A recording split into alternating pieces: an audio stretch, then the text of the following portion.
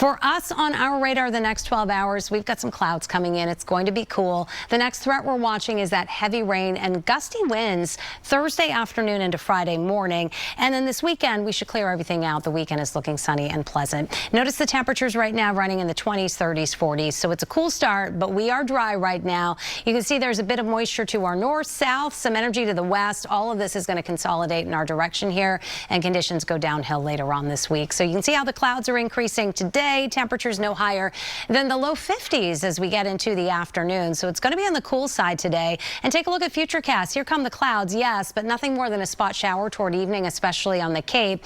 Overnight, we may get brushed by a little bit of rain on Cape Cod, and a few of those showers may creep farther west. But primarily rain on the Cape tonight. Temperatures in the 40s. Tomorrow, still in the low 50s. We may start with some rain on the Cape, and then as this storm moves on out, we dry out until Thursday, and that's when this next storm system approaches. It's going to track to our west, but bring in a slug of very heavy rain, 1 to 2 inches, some amounts locally closer to 3. And this all gets started on Thursday, not in the morning, but midday into the afternoon. Downpours expected Thursday night, but it should be moving out Friday morning. And those winds increase too. We're going to hang on to that wind on Friday as it shifts to the west-northwest behind the storm.